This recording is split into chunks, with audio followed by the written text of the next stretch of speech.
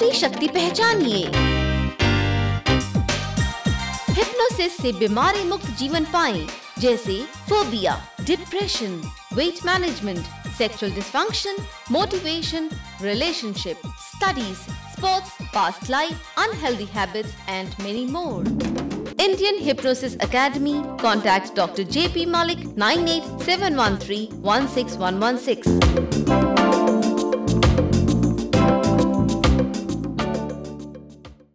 नमस्कार, स्वागत है आपका आपके अपने पसंदीदा कार्यक्रम हिप्नोसिस एंड हेल्थ में।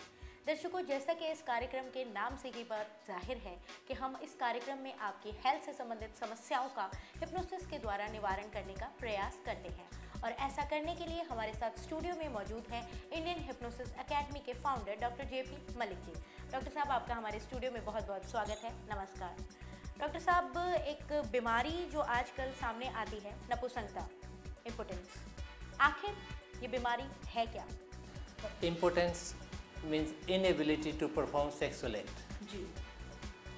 ये ऐसी बीमारी है जो किसी में भी हो सकती है, किसी भी उम्र में हो सकती है। और it may be A psychological, it may be A physiological basis. तो अगर ये फिजियोलॉजिकल बेसिस है तो उसमें हिप्नोसिस इज़ नॉट इफेक्टिव। तो पहले हम ये देखेंगे, अगर किसी को बीमारी है तो क्या उसमें कोई शारीरिक दोष है। अगर शारीरिक दोष है तो वो सर्टिफाई कराएगा, डॉक्टर से चेकअप कराएगा। अगर है तो he will go to them only, उसके लिए हम कुछ नहीं कर सकते। लेकिन if the person is physically medically all right और उसके बाद भी अगर ये बीमारी होती है तो उस कंटेक्स्ट में it may have origin from the psychological point of view. तो साइकोलॉजिकल उसमें रीजन हो सकता है, उसमें we can help the person to come out of this crisis, out of this बीमारी। ये मान लेना कि ये एक विशेष इंसान को ही होती है, एक विशेष उम्र में होती है, ऐसा नहीं। ये किसी को भी कभी भी हो सकता है। इसके साइकोलॉजिकल रीज़न है, जो भी उन रीजन में फंस जाता है, वो उनकी जो वजह बन जाती है, तो ये किसी को भी हो सकता है। जैसे कि आपने कहा कि किसी भी इंसान को हो सकता है, तो क्या ये मैं यहाँ पर जानना चाहूँगी, सिर्फ ये बीमारी पुरुषों में ही पाई जाती है या पुरुष और महिला दोनों में ही पाई जाती है? ये बीमारी दोनों में पाई जाती है। पुरुष में जो पाई जाती है उसे इरेक्टाइल डिसफंक्शन कहते हैं जी। और जो महिला में पाई जाती है उसको फ्रिजिडिटी कहते हैं। तो डॉक्टर साहब, क्या इस बीमारी का हिप्नोसिस के द्वारा इलाज संभव है? जी हाँ, हिप्नोसिस के द्वारा बड़ी सफलता से इसका इलाज किया जा सकता है। इट में रिक्वायर ए फ्यू सेशंस। इतना तो है नहीं कि एक बार आते ही ये इंसान ठीक हो जाता है, ऐसा नहीं है। लेकिन इसमें साइकोलॉजिकल रीज़न के ऊपर भी work on the psychological reason. तो पहले ये समझने की बात है कि ये आती कहाँ से है। पहले सोचने की बात ये है क्यों आती है। इसके बहुत सारे कारण हो सकते हैं, क्योंकि जो हमारा सेक्सुअल फंक्शन है it is guided by the subconscious mind of the person. ये सारा सबकॉन्शियस माइंड का है। But when you face it we start thinking about it at conscious level. जब कॉन्शियस लेवल पर थिंकिंग स्टार्ट हो जाती है then it becomes a problem, it start hindering. क्योंकि एक काम सबकॉन्शियस लेवल का है और कॉन्शियस लेवल इसके ऊपर थॉट दे रहा है, तो इट बिकम्स अ प्रॉब्लम। जैसे एक एग्जांपल लीजिए, आप सांस लेते हैं, जो ब्रीदिंग करते हैं, breathing is a function of subconscious mind. अगर हम ये सोचने लगे बार बार, क्या मेरा सांस अंदर जा रहा है, क्या सांस बाहर आ रहा है, क्या मेरा हार्ट बीट, क्या मेरा दिल धड़क रहा है, क्या मेरा लीवर किडनी ये काम कर रहे हैं, बार बार उसके बारे में सोचना शुरू कर दें, तो इट में cause some problem. It will of no use at all. कोई हेल्प इसमें बिल्कुल नहीं होगी। वो कुछ ना कुछ में हिंड्रेंस कर सकता है, क्योंकि उस चीज़ के बारे में सोच रहे हैं हम जो कि उसका काम नहीं है। We are going beyond the capacity of the conscious mind. तो इसलिए उसमें हिंड्रेंसेस ज़्यादा पैदा हो जाती है।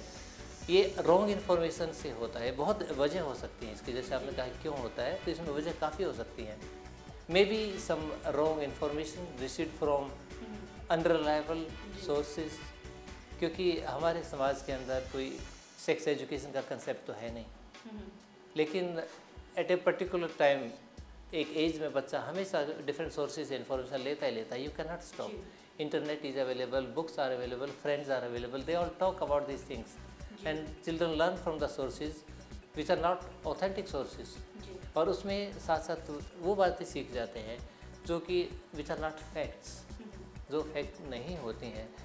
और उस वजह से, जैसे आप देखेंगे बाथरूम में जाते हैं आप किसी में, पब्लिक टॉयलेट में आप जाके देखेंगे तो वहाँ पर भी पोस्टर लगे होते हैं, छोटे छोटे लीफलेट लगे होते हैं, उसके अंदर भी जो बातें लिखी होती हैं, बहुत सारों की बातें उसके अंदर ऐसी होती हैं which are meaningless, but the children learn from such sources और they think this authentic source. ऐसे सोर्स से इंफॉर्मेशन जब लेते हैं तो that creates false notion about the person, about the capacity of the person, capability of the person. अपने बारे में कुछ गलत फहमियाँ, गलत सोच बच्चे के अंदर पैदा हो जाती है और वो सोच कॉन्शियस लेवल पे आके तंग करना शुरू कर देती है और दैट काज हिंड्रेंसेस।